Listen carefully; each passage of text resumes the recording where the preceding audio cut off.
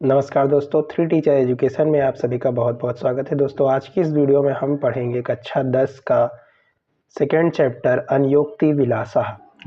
तो आइए दोस्तों, चैप्टर को पढ़ना स्टार्ट करते हैं। यह जो चैप्टर है यह अत्यंत ही महत्वपूर्ण चैप्टर है कक्षा 10 यूपी बोर्ड वालों के लिए।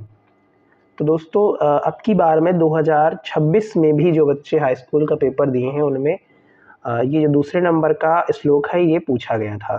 तो इसलिए इसको जो है हल्के में मत लीजिएगा, इसको अच्छे से पढ़ लीजिएगा। आपके पेपर में 2026-27 वाले जो बच्चे हैं उनके लिए यह सफिशिएंट रहेगा। तो आइए दोस्तों, स्टार्ट करते हैं वीडियो को और पढ़ते हैं। तो सबसे पहले हम इस चैप्टर का नाम ही जान लेते हैं। चैप्टर का नाम है अनयोक्ति विलासः। तो अनयोक्ति विलासः का अर्थ क्या होता है? अन्य के द्वारा कही गई उक्ति या अन्य के द्वारा कही गई उक्ति जो अन्य पर लागू होती है लेकिन उससे हमें भी कुछ सीखने को मिलता है। ठीक है दोस्तों, जैसे कि हिंदी में यहाँ लिखा है अन्योक्तियों का सौंदर्य। तो विलासः का अर्थ होता है सौंदर्य और अन्योक्ति अर्थात दूसरों को कही गई बातें, दूसरों को बताई गई बातें जो हम पर भी लागू होती हैं, उनसे हमको भी सीखने को मिलता है। तो इसमें इस चैप्टर में पूरे के पूरे श्लोक हैं, इसमें 6 श्लोक हैं। इन 6 श्लोक एकदम हीरे हैं दोस्तों पेपर के लिए, ये समझ के चलिएगा। आइए पहला श्लोक पढ़ते हैं, उसका अर्थ समझेंगे। और हाँ, इसका आप संदर्भ कैसे लिखोगे? पेपर में क्या आएगा? संदर्भ सहित हिंदी अनुवाद आएगा लिखने को। तो आप क्या लिखोगे? प्रस्तुत श्लोक हमारी पाठ्य पुस्तक हिंदी के संस्कृत खंड के अनयोक्ति विलासः नामक पाठ से अवतरित है। बस हो गया, इसमें आपको मिल जाएगा 1 नंबर। फिर 3 नंबर मिलेंगे आपको किस चीज़ के? अनुवाद करने के। तो आइए 3 नंबर और पक्के करते हैं। चलिए, पहला श्लोक कहता है नीतराम नीचो अस्मिति त्वम खेदम कूप कदापि म कृथा। एक एक शब्द का अर्थ जानते हुए चलेंगे दोस्तों। देखिए, नीतराम, नीतराम का अर्थ होता है अत्यधिक।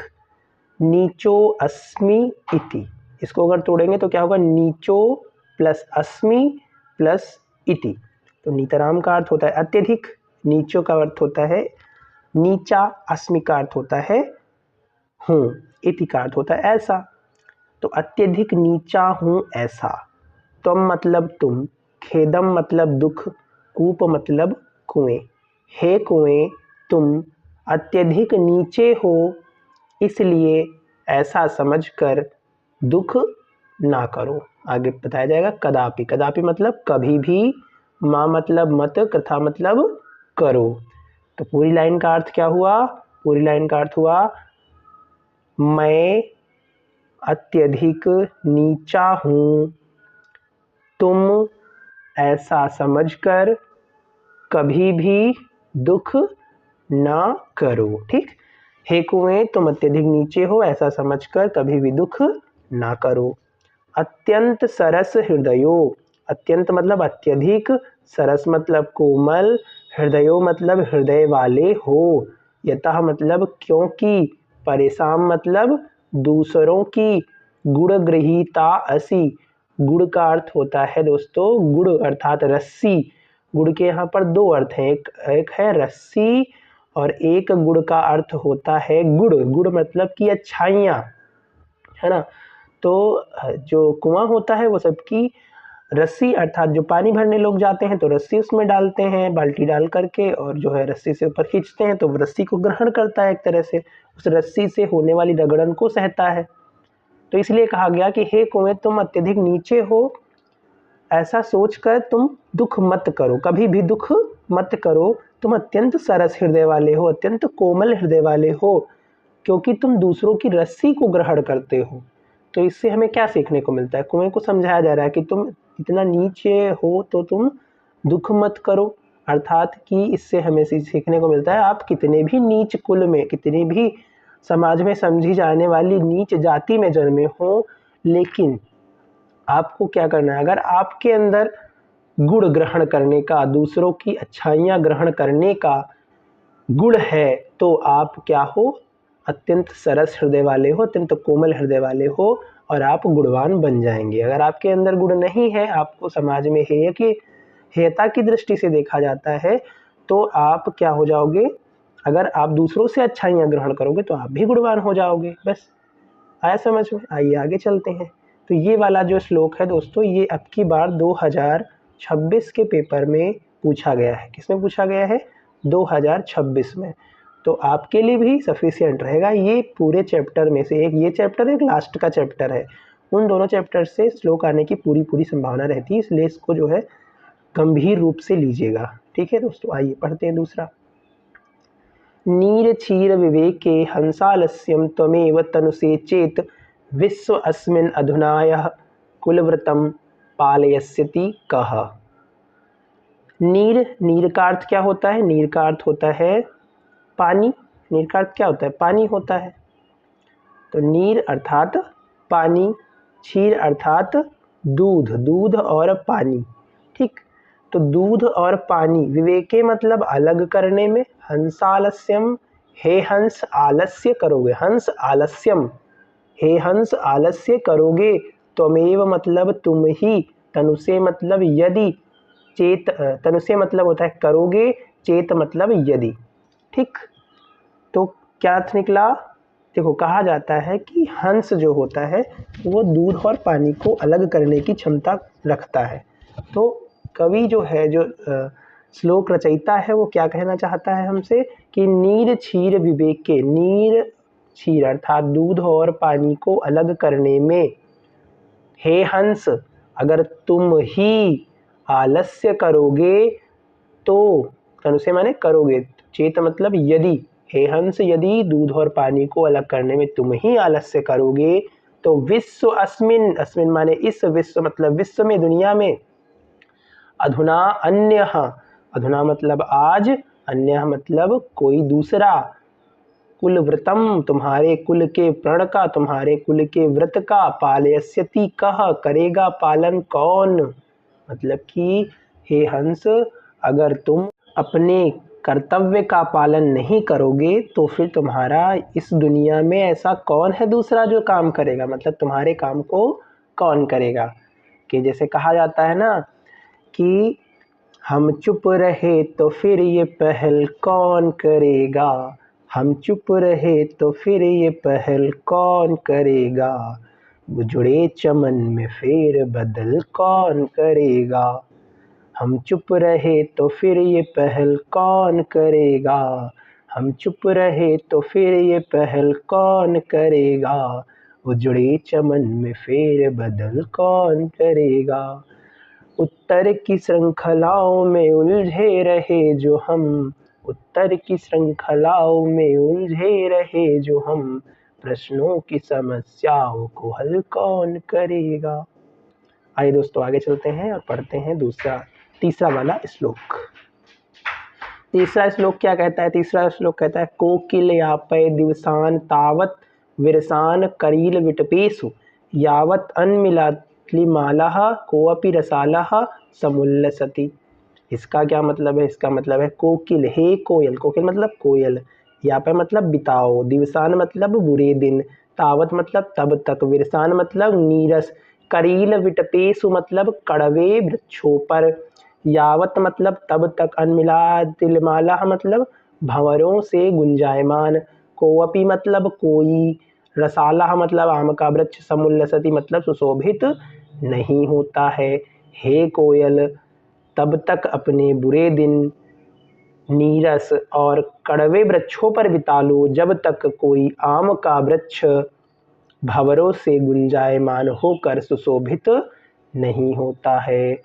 हे कोयल दिन तब तक बीते जब तक है कोई ना आम फले, तब तक नीरस कड़वे फल से, तब तक नीरस कड़वे फल से, हे कोयल तुम्हारा काम चले। ठीक है, तो आइए आगे देखते हैं अगला श्लोक। अगला श्लोक चौथा है दोस्तों, क्या कहता है?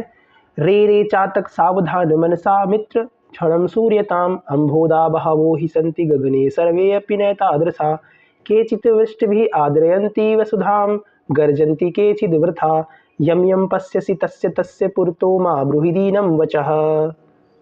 इसका मतलब क्या है दोस्तों? आइए देखते हैं।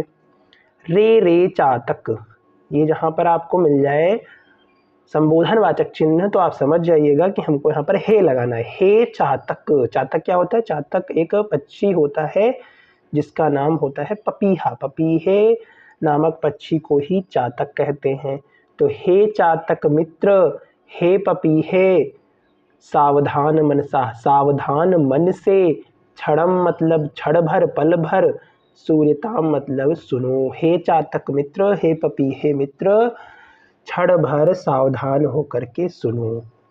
अंबोधा मतलब बादल, बहावो मतलब बहुत, ही मतलब क्योंकि, संति मतलब है, गगने मतलब आकाश में, सर्वे अपि मतलब सभी, नैतादृशा सभी वैसे नहीं हैं, सभी एक जैसे नहीं हैं। केचिद मतलब को कुछ, वृष्टि भी मतलब वर्षा करके, आद्रयंती मतलब गीला कर देते हैं, वसुधाम मतलब पृथ्वी को, गर्जंती मतलब गरजते हैं, केचिद मतलब कुछ वृथा मतलब व्यर्थ ही, यम यम जिस जिसको, पश्यसि देखते हो, तस्य तस्य उस उसके, प्लुतो मतलब सामने, माँ मतलब मत, ब्रूहि मतलब बोलो, दीनम मतलब गरीब या दीन, वचः मतलब वचन। तो क्या मतलब निकला? हे चातक मित्र, सावधान मन से क्षण भर सुनो। बादल तो आकाश में बहुत हैं, लेकिन सभी एक जैसे नहीं हैं। कुछ वर्षा करके पृथ्वी को गीला कर देते हैं और कुछ व्यर्थ ही गरजते रहते हैं। इसलिए जिस जिसको देखते हो उस उसके सामने दीन वचन मत बोलो। ठीक आया समझ में? तो हे चातक मित्र सुनो क्षण भर, हे चातक मित्र सुनो क्षण भर, बादल आकाश में हुए बहुत, पर सभी नहीं एक जैसे हैं, कुछ तो वर्षा कर देते हैं, कुछ हैं गरजते बेकार में ही। इसलिए जिसे तुम देखो तो उसके सामने दीन वचन मत बोलो। आया समझ में? आइए आगे चलते हैं। अगला श्लोक है, नवै ताड़नात् तापनात् वह्निमध्ये, नवै विक्रयात् क्लिश्यमानो अहम अस्मि, सुवर्णस्य मे दुःखम तदेकम यतो माम जना गुंजया तोलयन्ति। बहुत ही सुंदर श्लोक है दोस्तों, आइए इसका अर्थ समझते हैं। नवै ताड़नात्, ना ही, ताड़नात् मतलब पीटने से, तापनात् मतलब तपाने से, वन्य मध्य आग के मध्य में, आग के बीच में, ना मतलब नहीं, वही मतलब ही, वक्रयात मतलब बेचने से, क्लिश्यमानो दुखी हूँ, अहम मतलब मैं, अस्मने हूँ। सुवर्णस्य सोने को, में मतलब मुझे, मुझ सोने को, मुख्य दुखम मुख्य दुख, तद एकम वही एक है, यतो क्योंकि, माम मतलब मुझे, जनाह मतलब लोग, गुंजया मतलब रत्ती से या घुंघुची से, तोलयंती मतलब तोलते हैं। तो ना दुख है पिटने जलने से, ना दुख है पिटने जलने से, ना दुख है मुझे बेचने से, मुझ सोने को बस एक है दुख, तुलना करते हैं रत्ती से, तुलना करते हैं रत्ती से। तो आया समझ में? इसका मतलब क्या है कि कोई विद्वान पुरुष है, उससे आप चाहे जितना ही काम करवा लो, कितना ही ईमानदार व्यक्ति से आप मेहनत करवा लीजिए, लेकिन आप उसकी तुलना, जब उसको बुरा नहीं लगेगा, लेकिन जब आप उसकी तुलना एक छोटे से मनुष्य के, छोटे से जीव के साथ में, तुच्छ व्यक्तियों के साथ में तुलना कर देते हैं, तो उसको बहुत बुरा लगता है। अगला देखिए, रात्रि गमिष्यति भविष्यति सुप्रभातम, भास्वानुदेश्यति हसिष्यति पंकजाली, इत्थं विचित्यन्ति कोसगते द्विरेफे, हा हन्त हन्त नलिनीं गज उज्जारः। रात बीतेगी होगी सुबह साथियों, रात बीतेगी होगी सुबह साथियों, सूर्य के साथ फिर खिल उठेगा कमल, सूर्य के साथ फिर खिल उठेगा कमल। इस तरह के विचारों को करता भ्रमर, इस तरह के विचारों को करता भ्रमर। हाय दुख हाय दुख हाय दुख क्या कहें, हाय दुख हाय दुख हाय दुख क्या कहें। इस तरह के विचारों को करता रहा, इस तरह के विचार वो करता रहा। और नलिनी को गज ने उखाड़ा तुरत, और नलिनी को गज ने उखाड़ा तुरत। दोस्तों इसका क्या अर्थ है? रात्रि गमिष्यति, रात जाएगी, भविष्यति होगा, सुप्रभातम सुंदर प्रभात।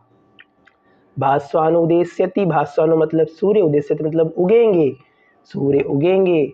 हसिष्यति हंसेगी, खिलेगी, पंकजाली कमलनी समूह। इत्थम इस प्रकार, विचिंत्यति सोचता रहा, कोशगते कोश में बंद, कमल के कोश में बंद, द्विरेफे भंवरा। हा हंत हाय दुख दुख। नलिनी गज उपजा रहा, नलिनी अर्थात कमल की डाल को, गज अर्थात हाथी ने उपजा रहा मतलब उखाड़ डाला, नष्ट भ्रष्ट कर डाला। एक भंवरा था दोस्तों, वह रात्रि हो गई और वह जान ही नहीं पाया, शाम हो गई। वह कमल पे बैठा हुआ उसके रस का आनंद लेता हुआ भूल गया कि रात्रि होने वाली है, और कमल क्या हो गया? बंद हो गया। कमल की एक प्रकृति होती है, सूर्य के अस्त होने के साथ वह बंद हो जाता है और सूर्य के खिलने के साथ खिलता है। तो क्या हुआ, एक भंवरा था, वो कमल के पुष्प के ऊपर बैठा हुआ था, रस का आनंद ले रहा था, लेकिन रात्रि हो गई और उसमें बंद हो गया। तो वो अंदर ही अंदर क्या सोच रहा है? कह रहा है रात जाएगी, भोर होगी, सूर्य निकलेगा, कमल खिलेगा। और यही वो सोच रहा था, बंद उसमें कमल के अंदर। लेकिन दुख हुआ उसके साथ, बहुत ही बुरा हुआ।